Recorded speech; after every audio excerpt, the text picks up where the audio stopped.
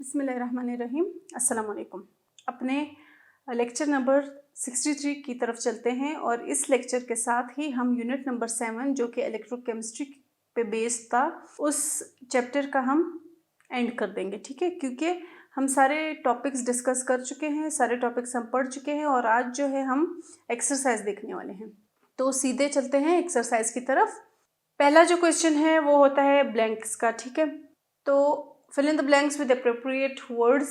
हमने वर्ड्स ढूंढने हैं जो कि इन ब्लैंक्स को फिल करेंगे। पहला ब्लैंक है कि reduction is the process which involves dash of electrons. Reduction एक ऐसा प्रोसेस है, एक ऐसा अमल है जिसमें इलेक्ट्रॉन्स की क्या हो, या तो इलेक्ट्रॉन्स जो है वो हासिल करेंगे या फिर इलेक्ट्रॉन्स जो है वो किसी को देंगे, या तो लॉस ऑफ इलेक्ट्रॉन होगा या फिर गेन ऑफ इलेक्ट्रॉन होगा।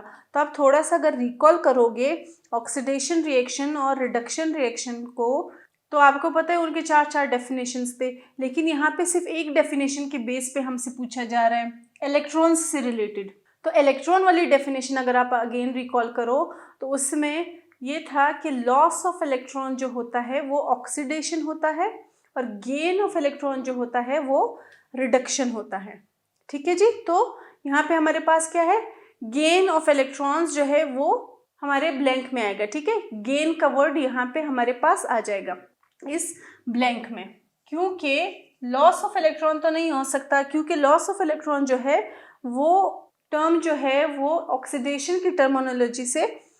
सेकेंड ब्लैंक की तरफ चलते हैं। अच्छा जी, in the free state of an element the oxidation state has always dash value. जब ऑक्सीडेशन स्टेट की हम ज़रा देख लेते हैं डेफिनेशन, तो वो ये है कि किसी रिएक्शन के दौरान कोई भी एटम या मॉलिक्यूल या एलिमेंट जो है वो इलेक्ट्रॉन लूज करने की टेंडेंसी रखता है या फिर इलेक्ट्रॉन गेन करने की ताकत रखता है। उस बेसिस पे उसका ऑक्सीडेशन नंबर या ऑक्सीडेशन स्टेट आता है ना। तो हम ये कह रहे हैं कि अगर कोई एलिमेंट जो है वो फ्री स्टेट में है, यानी वो रिएक्शन नहीं कर रहा, तब उसका ऑक्सीडेशन स्टेट क्या होगा, तो तब उसका ऑक्सीडेशन स्टेट हमेशा निल होगा, जीरो होगा, ठीक है जी। तब उसका ऑक्सीडेशन स्टेट जीरो होगा, क्योंकि ना तो इलेक्ट्रॉन लूज कर रहा है ना ही इलेक्ट्रॉन गेन कर रहा है, तो ना ही तो कोई पॉजिटिव या नेगेटिव चार्ज आएगा और ना ही कोई वैल्यू जो है इससे रिलेट हो पाएगी। सही हो गया। नेक्स्ट जो है वो है कि द गैल्वानिक सेल जो है वो क्या प्रोड्यूस करता है रिडॉक्स रिएक्शंस के यूज से। यानी ये तो हमें पता है कि गैल्वानिक सेल हो या इलेक्ट्रोलाइटिक सेल हो, उन सेल्स में रिडॉक्स रिएक्शंस होते हैं। क्या होते हैं रिडॉक्स रिएक्शंस, जिसमें रिडक्शन और ऑक्सीडेशन दोनों एक साथ हो रही हो। तो इन सेल्स में हमने देखा है पीछे अपने लेक्चर्स में कि एक एनोड होता है और एक कैथोड होता है। तो एक एंड पे जो है ऑक्सीडेशन हो रही होती है हमेशा लॉस ऑफ इलेक्ट्रॉन की मदद से, और दूसरे एंड पे हमेशा गेन ऑफ इलेक्ट्रॉन की मदद से रिडक्शन हो रही होती है। तो ये तो कंफर्म होगी कि हाँ जी रिडॉक्स रिएक्शन तो हो रहा है। फिर आप थोड़ा सा रिकॉल करो गैल्वानिक सेल और इलेक्ट्रोलाइटिक सेल को। तो गैल्वानिक सेल और इलेक्ट्रोलाइटिक सेल में जो मेन डिफरेंस था वो क्या था कि गैल्वानिक सेल जो है वो केमिकल एनर्जी यूज करता है इलेक्ट्रिकल एनर्जी प्रोड्यूस करने के लिए। तो यहाँ पे यूज का नहीं पूछ रहे, प्रोड्यूस का पूछ रहे। तो यहाँ पे क्या होगा कि वो इलेक्ट्रिसिटी प्रोड्यूस करता है या फिर इलेक्ट्रिकल एनर्जी प्रोड्यूस करता है जब रिडॉक्स रिएक्शन उसमें होते हैं। क्लियर हो गया। नेक्स्ट ब्लैंक है कि coating with paints prevents. Coating होती है तो क्या प्रिवेंट होता है, आपको पता है कि कोटिंग हम कब करते हैं, जब हमारे पास रस्टिंग होती है ना, जब कोरोजन होता है। तो यहाँ पे हमारे पास क्या आएगा कि कोटिंग जो है पेंट्स की वो रस्टिंग को प्रिवेंट करती है। सही, वो जो है रस्टिंग को प्रिवेंट करती है। क्लियर हो गई बात। अच्छा जी, ये हो गए हमारे ब्लैंक्स। नेक्स्ट ब्लैंक हमारे पास है कि dry cell is also a type of. Dry cell जो है वो एग्जाम्पल है गैल्वानिक सेल की, ठीक है। तो ये एक टाइप है गैल्वानिक सेल की। अच्छा जी, फिर है electroplating brings both the dash and resistance to किसके, ठीक है, रेजिस्टेंस टू कोरोजन, सही। और फर्स्ट वाले में क्या आएगा, प्रोटेक्शन। जब कोरोजन नहीं भी हुई होती, एज अ प्रिवेंटिव मेजर भी हम लोग क्या करते हैं, इलेक्ट्रोप्लेटिंग यूज करते हैं। और जब कोरोजन हो जाती है तब भी हम क्या यूज करते हैं, इलेक्ट्रोप्लेटिंग यूज करते हैं। तो इलेक्ट्रोप्लेटिंग जो है वो प्रिवेंट करती है, प्रोटेक्ट करती है और रेजिस्टेंस पैदा करती है कोरोजन के against. Food cans are electroplated with, food industry में हमने डिस्कस किया था क्लियरली कि बाकी जो है वो हैजर्डस होते हैं, नुकसानदेह होते हैं, तो इसलिए टिन जो है, टिन प्लेटिंग यूज हो सकती है हमारे पास, किसमें, फूड इंडस्ट्री में। अच्छा जी, कास्टिक सोडा इंडस्ट्रियली प्रिपेयर किया जाता है सोडियम क्लोराइड से, ठीक है, लेकिन कौन से सेल में होता है, ये हमारे पास होता है नेल्सन सेल में, ठीक है। ये सारे आंसर्स आपके पास बुक में भी मौजूद है। अच्छा जी, पोटेशियम क्रोमेट जो है वो क्या है, वो स्ट्रॉन्ग ऑक्सीडाइजिंग एजेंट है। ऑक्सीडाइजिंग एजेंट क्या होते हैं, जो खुद को रिड्यूस करे और दूसरे को ऑक्सीडाइज करे, ठीक है जी। अच्छा जी, लास्ट जो हमारे पास ब्लैंक है वो है कि कलेक्टिवली ऑक्सीडेशन और रिडक्शन दोनों को हम क्या कहते हैं, रिडॉक्स, ठीक है, रिडॉक्स रिएक्शन कहते हैं हम, ठीक हो गया जी। ये हो गए हमारे 10 ब्लैंक्स, यहां तक बात क्लियर हो गई। आगे चलते हैं हम एमसीक्यूज की तरफ। एमसीक्यूज पे जाने से पहले ये हमारे पास सारे के सारे आंसर्स आ गए। अब हम चलते हैं एमसीक्यूज पे, ठीक है।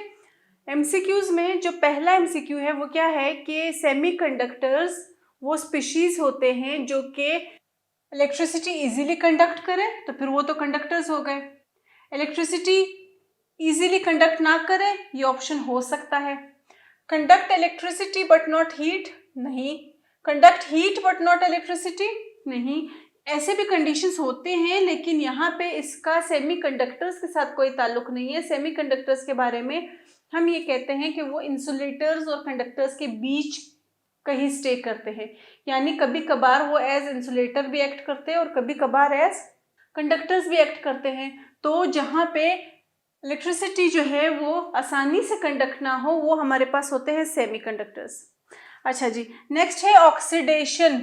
ऑक्सीडेशन मीन्स, ऑक्सीडेशन का एक मीनिंग थोड़ी है, ऑक्सीडेशन के 4 डेफिनेशंस है। तो हम देखेंगे कि यहाँ पे क्या 2 डेफिनेशंस तो नहीं आ रहे, या अगर कोई एक डेफिनेशन है तो कौन सी वाली सही है। Addition of electrons, addition of electrons तो हमारे पास होती है रिडक्शन में, है ना। एडिशन ऑफ प्रोटॉन्स, ऐसा तो हमने कुछ पढ़ा ही नहीं है, ना रिडक्शन में ना ही ऑक्सीडेशन में। रिमूवल ऑफ प्रोटॉन्स, कोई ताल्लुक नहीं है इसका ऑक्सीडेशन या रिडक्शन से। तो हमारा करेक्ट आंसर क्या है, removal of electrons. Loss of electrons oxidation होता है, गेन ऑफ इलेक्ट्रॉन्स होता है reduction. Oxidation state is the क्या है, अपेरेंट पॉजिटिव चार्ज। तो ऑक्सीडेशन स्टेट हमेशा पॉजिटिव चार्ज में तो नहीं होता, वो नेगेटिव चार्ज में भी होता है, 0 भी होता है ना। रिमूवल ऑफ इलेक्ट्रॉन्स, भाई रिमूवल ऑफ इलेक्ट्रॉन तो इससे पहले ही हमने देख लिया कि भाई वो तो ऑक्सीडेशन है, ठीक है। अपेरेंट चार्ज, अब यहाँ पे कोई साइन नहीं मेंशन किया, ठीक है, और is not related with charge. तो हमारे पास जो अपेरेंट चार्ज होता है वो होता है ऑक्सीडेशन स्टेट, ठीक है, क्योंकि चार्ज के साथ ही उसकी वैल्यू प्लस या माइनस में गिवन होती है। अच्छा जी, फिर नेक्स्ट क्या है कि इलेक्ट्रोप्लेटिंग जो है वो प्रिवेंट करती है किसको। ऑप्शंस देखते हैं, ऑक्सीडेशन को, ऑक्सीडेशन रिडक्शन को, ऑक्सीडेशन और रिडक्शन दोनों को ही नहीं, या फिर मरकरी और कॉपर को।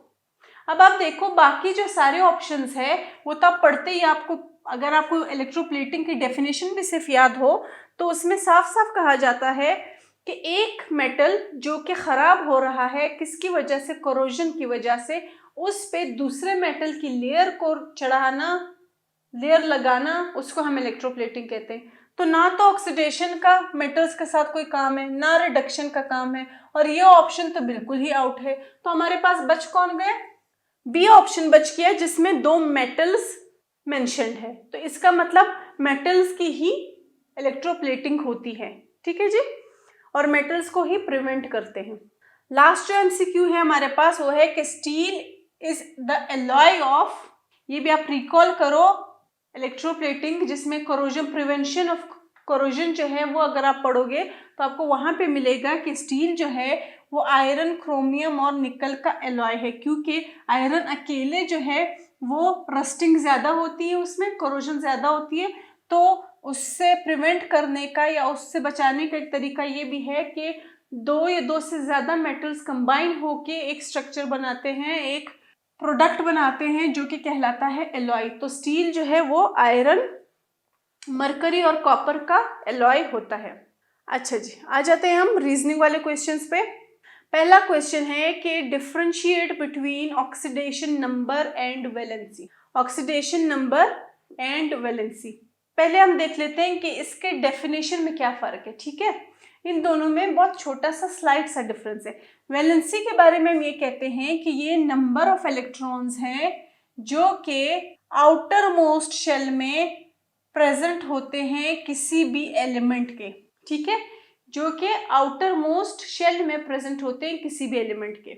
और ऑक्सीडेशन स्टेट के लिए हम ये कहते हैं कि ये नंबर ऑफ इलेक्ट्रॉन्स है जो कि रिएक्शन के टाइम एटम्स लूज या गेन करने की वजह से या फिर शेयर करने की वजह से आते हैं। अब यहाँ पे कोई रिएक्शन, किसी चीज की बात नहीं हो रही, सिंपली एक एलिमेंट है, एक एटम है, उसके आउटर मोस्ट शेल में जो इलेक्ट्रॉन्स है वो वैलेंस इलेक्ट्रॉन्स कहलाते हैं और वो नंबर कहलाता है वैलेंसी। सही।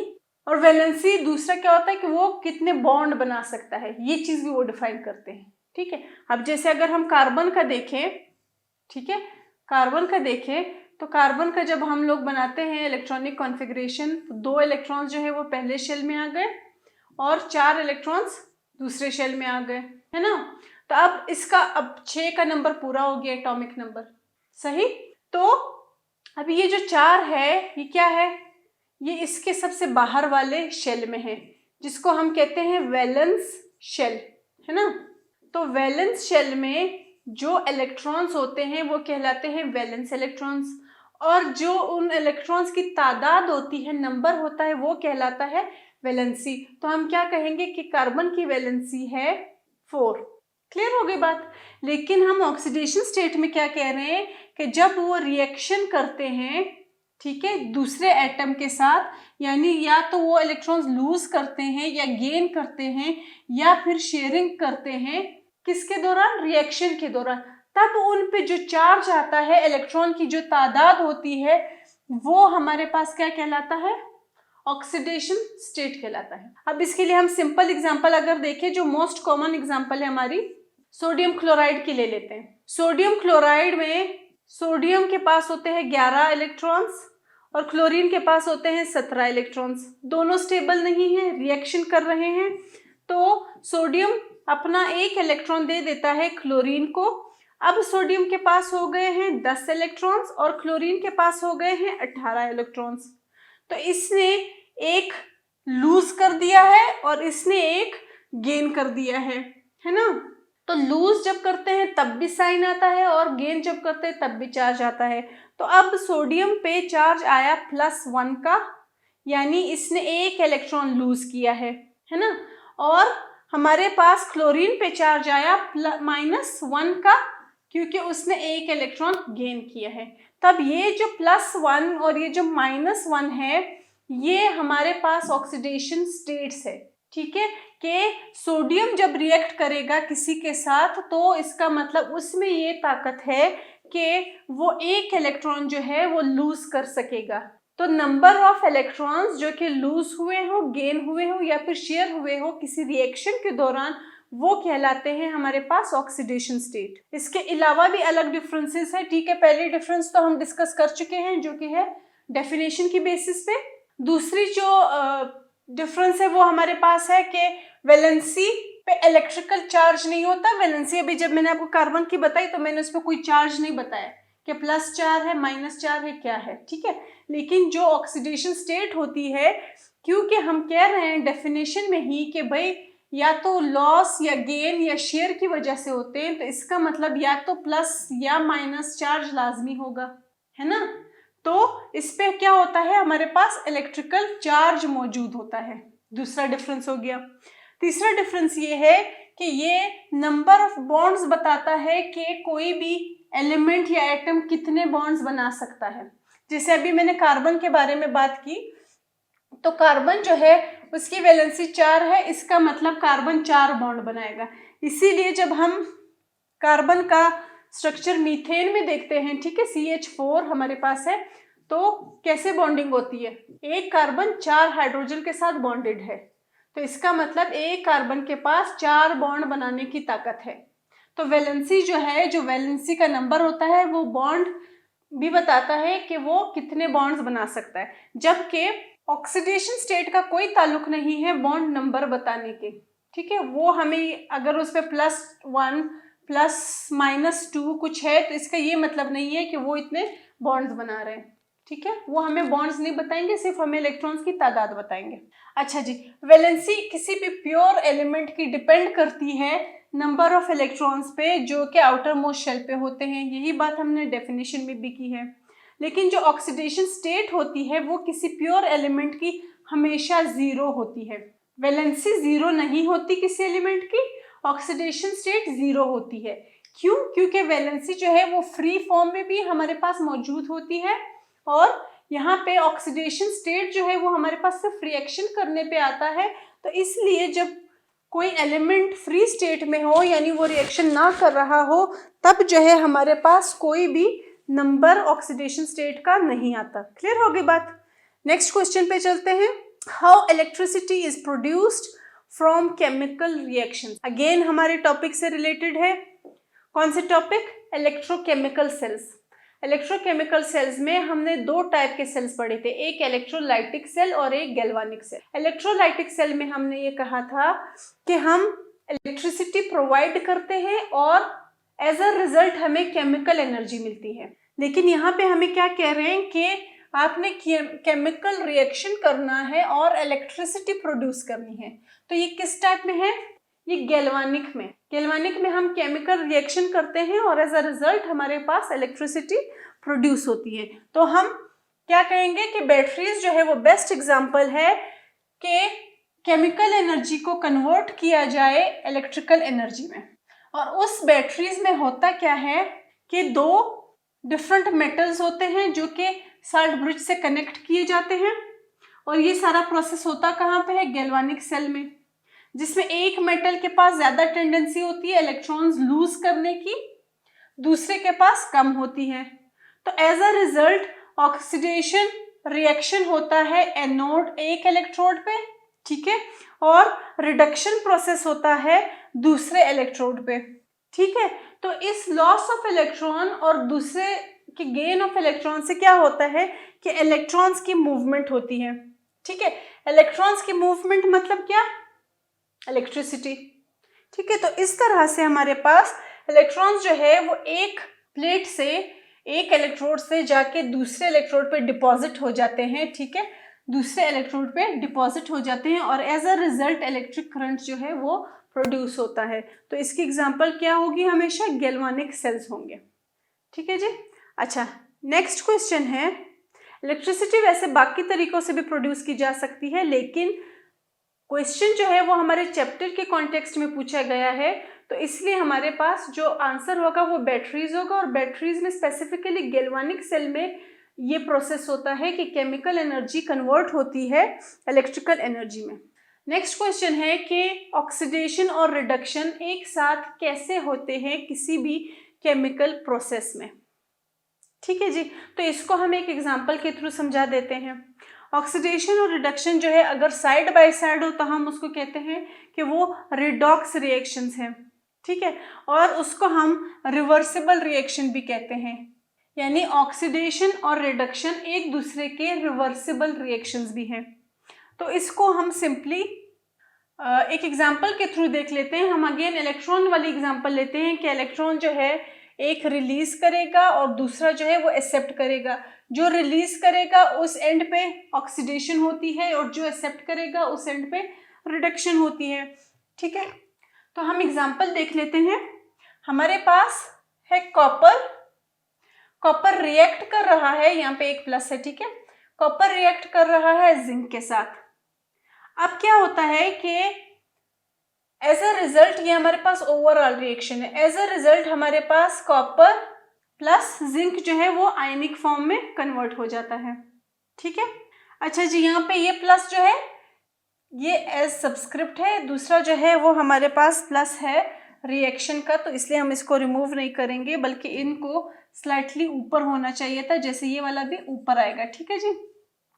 तो इसका क्या मतलब है कि कॉपर ने किसी और के साथ रिएक्शन करके पहले, ठीक है, इस रिएक्शन में नहीं, किसी और के साथ रिएक्शन करते वक्त उसने अपने 2 इलेक्ट्रॉन लूज कर दिए थे, तब जो है वो यहाँ आया जिंक के पास, ठीक है। जिंक के पास जब आया तो इसने जिंक से 2 इलेक्ट्रॉन्स ले लिए। अब कॉपर जो है वो न्यूट्रल हो गया है और जिंक जो है उसने अपने 2 इलेक्ट्रॉन लूज कर दिए। किसके लिए लूज कर दिए? कॉपर के लिए लूज कर दिए, ठीक है। तो अब हम इसको क्या कहेंगे कि जिंक जो है उसने क्योंकि लूज कर दिए हैं इलेक्ट्रॉन्स तो वो ऑक्सीडाइज हो गया है ना, और कॉपर ने क्योंकि इलेक्ट्रॉन्स गेन कर लिए हैं तो वो हमारे पास क्या हो गया है? रिड्यूस हो गया है। क्योंकि हम कहते हैं कि loss of electron, release of electron oxidation होती है और गेन ऑफ इलेक्ट्रॉन जो होती है वो रिडक्शन होती है ना। अच्छा जी, तो हम इस रिएक्शन में क्या कहेंगे कि जिंक जो है वो ऑक्सीडाइज हो रहा है और कॉपर जो है वो रिड्यूस हो रहा है। तो एक ही रिएक्शन हमने लिखा था लेकिन यहाँ पे दोनों प्रोसेस हो रहे हैं, तो इसका क्या मतलब हुआ कि भाई हमारे पास ऑक्सीडेशन और रिडक्शन रिएक्शन दोनों एक साथ प्लेस हो सकती है और उसको हम कहते हैं रिडॉक्स रिएक्शन। नेक्स्ट क्वेश्चन है कि सोडियम क्लोराइड 2 अलग अलग प्रोडक्ट्स कैसे देता है जब वो एक ही प्रोसेस कर रहा है और वो प्रोसेस है इलेक्ट्रोलाइसिस का। तो इलेक्ट्रोलाइसिस का ही प्रोसेस कर रहा है लेकिन एक जगह वो सोडियम मेटल प्रोड्यूस कर रहा है, दूसरी जगह वो सोडियम हाइड्रो ऑक्साइड प्रोड्यूस कर रहा है। अब इसको अगर आप देखो तो यहाँ पे सोडियम मेटल वो प्रोड्यूस कर रहा है, यहाँ पे sodium hydro oxide. Sodium metal वो डाउन सेल में प्रोड्यूस कर रहा होता है और जो सोडियम हाइड्रोक्साइड होता है वो नेल्सन सेल में प्रोड्यूस कर रहा होता है। अब इन दोनों में फर्क क्या होता है? दोनों में हमारे पास रिएक्टेंट जो है वो सोडियम क्लोराइड है लेकिन प्रोडक्ट चेंज हो रहा है। यहाँ पे सिंपली सोडियम क्लोराइड इंट्रोड्यूस होता है तो जब इलेक्ट्रिसिटी पास होती है, क्योंकि इलेक्ट्रोलाइटिक प्रोसेस है ना, तो जब इलेक्ट्रिसिटी पास होती है तब एज अ रिजल्ट हमारे पास क्लोरीन जो है वो निकल जाता है एनोड की तरफ से और मोल्टन सोडियम यानी सोडियम मेटल जो है वो कैथोड की तरफ से हम निकाल लेते हैं, एज सिंपल एज दैट। लेकिन जो नेल्सन सेल है उसमें ये फर्क है कि ये जो सोडियम हाइड्रोक्साइड है ये ब्राइन से बनता है और ब्राइन जो है वो कंसंट्रेटेड सोल्यूशन होता है, ठीक है, वो कंसंट्रेटेड सोल्यूशन होता है किसका? सोडियम क्लोराइड का। तो अब अगर ये कंसंट्रेटेड सोल्यूशन है तो इसका मतलब इसमें वाटर के मॉलिक्यूल्स भी मौजूद है। वहां पे सिर्फ सोडियम क्लोराइड था लेकिन यहाँ पे रिएक्टेंट में वाटर भी मौजूद है, तो इस वजह से वाटर जो होता है वो बजाय क्लोरीन आयन बनाने के वो हाइड्रो ऑक्साइड आयन्स बना देता है, वो खुद वहां पे रिड्यूस हो जाता है, हाइड्रो ऑक्साइड आयन्स बना देता है। तो फिर तब जाके वो हाइड्रो ऑक्साइड आयन्स और सोडियम आयन्स आपस में जब कंबाइन होते हैं तो हमारे पास मिलता है सोडियम हाइड्रो ऑक्साइड। तो डिफरेंस किस बेसिस पे है? वाटर के प्रेजेंस के बेसिस पे। फर्स्ट केस में वाटर मौजूद नहीं था तो सिंपली हमारे पास क्लोरीन और सोडियम ही मिला, और सेकंड केस में हमारे पास क्योंकि वाटर मौजूद था तो वाटर ने क्लोरीन आयन बनाने के बजाय हाइड्रोक्साइड आयन बना दिए, एज अ रिजल्ट हमारे पास सोडियम हाइड्रो ऑक्साइड बन गया। लास्ट क्वेश्चन है कि आप कैसे प्रिवेंट करोगे आयरन को कोरोजन से, ठीक है। आयरन को कोरोजन से प्रिवेंट करने के लिए कुछ मेजर्स आप ले सकते हो कि या तो आप एलॉय यूज कर लो या फिर आप उस पर ऑयल लगा लो या फिर उस पर कोई कोटिंग कर लो या फिर पेंट कर लो उसको, या फिर उसको एटमॉस्फेयर से दूर रखो ताकि वो एटमॉस्फेरिक ऑक्सीजन के साथ रिएक्ट ही ना करे, जो कि काफ़ी मुश्किल है, ठीक है। या फिर उसकी ब्लूइंग कर लो, अगेन कलर, और या फिर उसकी पाउडर कोटिंग कर लो, ठीक है। इन सारे मेजर्स से आप क्या कर सकते हो कि आयरन के पीस को कोरोजन से प्रिवेंट कर सकते हो, बचा सकते हो। तो आई होप सब कुछ क्लियर हो गया होगा। Thank you.